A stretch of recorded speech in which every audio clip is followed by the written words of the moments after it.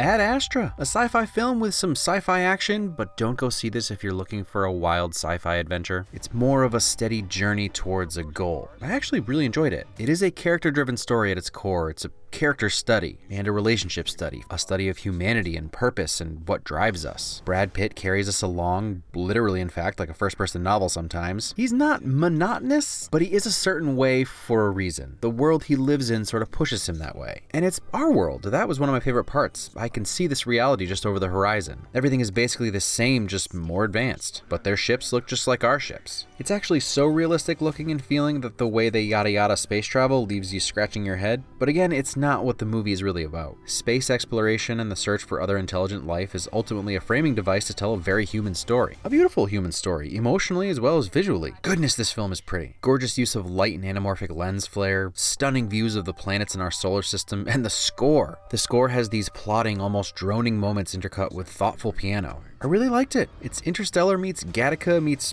The Martian or Finding Nemo. I don't read too much into those. It's fairly straightforward. Okay, that's Ad Astra in 60 seconds. I think I'm gonna keep this gimmick going. I don't know why, but if you want my thoughts in 60 seconds, that's it. Ultimately, these tiny videos hurt the watch time on my channel, and I have more thoughts, especially when I doubt I'll be able to do everything great about for it. Ad Astra was probably not a movie you expected me to cover, but the synopsis just kind of pulled me in. I think I saw the first trailer in theaters, but then I didn't watch it again before I went in because I just kind of wanted to go in blindish, which I don't think is really necessary with this movie. There's not a whole lot to spoil. It doesn't really matter. And I don't want anybody to think it's boring just because I said it's not a space adventure. There are actually a few pretty intense set pieces. I think ultimately it's just a little more linear than most space movies, and that actually works really well for the story they're trying to tell. There are minor antagonists throughout the movie, but the main one is space and isolation, which surprisingly is actually fun to watch.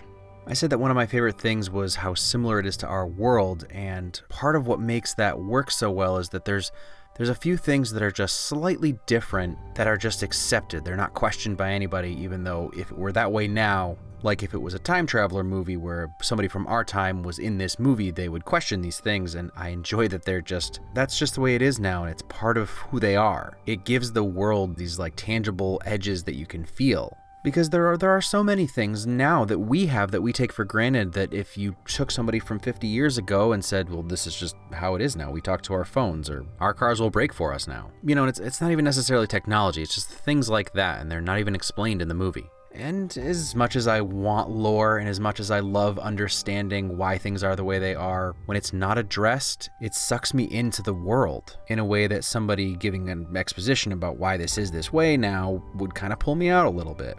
And actually, one of the things that I'm talking about actually plays really well into the narrative of exploration and other life, and it's just really well thought out. So, all that to say, the writing is solid, the world building is solid.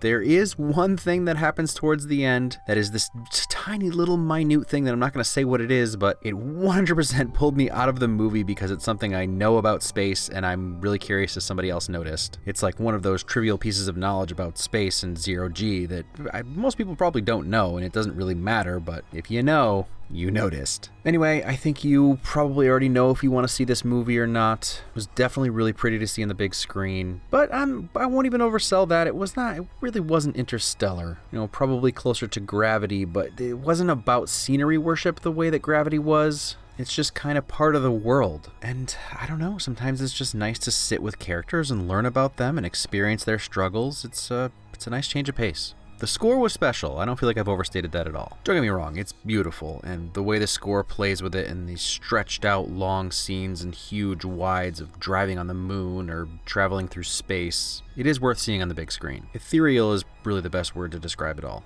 But if you like character studies and you like near future sci-fi, then you'll probably like this.